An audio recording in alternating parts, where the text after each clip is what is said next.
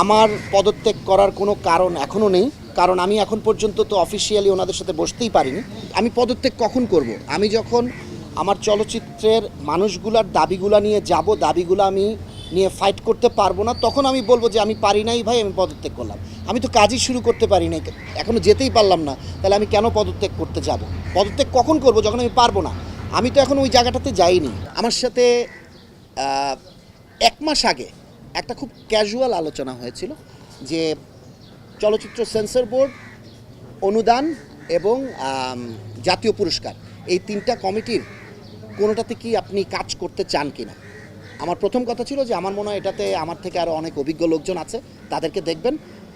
আপনারা যদি তাদেরকে না পান, আমি যেই জায়গাটায় কাজ করতে চাই সেটা হচ্ছে সেন্সর বোর্ড, বিকজ ওই জায়গাটা ঠিক করতে পারলে অনেক কিছু ঠিক হবে।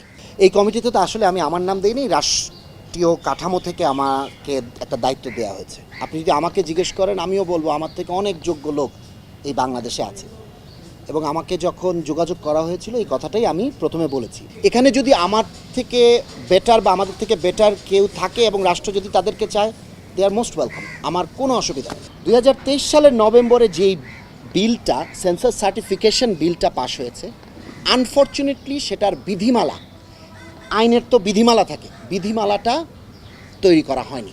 এটা গত সরকার কেন করেনি সেটা আমি জানি না। যেহেতু বিধিমালাটা তৈরি করা হয়নি, এটাকে এক্সিকিউশনে তারা যায়নি। এখন এই যে সার্টিফিকেশন যে আইনটা, এটার মধ্যে অনেকগুলো ক্লজ আছে যেটা নিয়ে আমাদের অনেক আপত্তি আছে। যেমন একটা আছে জেলা প্রশাসকদের হাতে একটা ক্ষমতা দেওয়া হবে, তারা চাইলে বন্ধ করে দিতে পারবে। ওটিটির একটা ব্যাপার আছে। তো এই সবগুলো নিয়ে তো আমাদের আসলে বসতে হবে।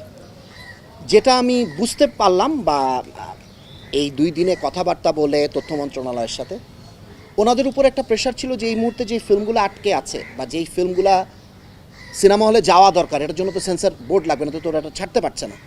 একটা প্রেশার ওনাদের উপরে ছিল, যার কারণে ওনারা এটা নিয়ে সবার সাথে কথা বলতে পারেন, ইভেন আমাদের সাথেও ঠিকভাবে আলোচনা করতে পারেনি। তো ওনারা জরুরি ভিত্তিতে, একটা কথা আছে ইংরেজিতে, desperate Times needs desperate measures. So ওনারা এই মুহূর্তে কমিটিগুলোকে ফ্লোট করেছে। বাট ওনাদের ইন্টেনশনও এটাই যে ওনারা চায় যে যত তাড়াতাড়ি সম্ভব সেন্সর বোর্ড থেকে সেন্সর সার্টিফিকেশনে চলে যাওয়া। বাট ওইটা করতে হলে বিধিমালাটা করতে হবে, বিধিমালাটা করার সময়টা কিন্তু নাই। সো ওনারা কমিটিটা করেছে, কমিটির মানে ইমিডিয়েট কাজই আমাদের হচ্ছে যে আমরা কিভাবে এই বিধিমালাটাকে, এগুলাকে নিয়ে আলোচনা করতে পারি। এবং এটা আলোচনা করতে হলে তো সবার সাথে আলোচনা করতে হবে, যারা চলচ্চিত্রকর্মী, যারা ফিল্ম মেকার, যারা আর্টিস্ট, আপনারা যারা আছেন, করে যত তাড়াতাড়ি সম্ভব এটাকে সার্টিফিকেশন বোর্ডের দিকে নিয়ে যাও।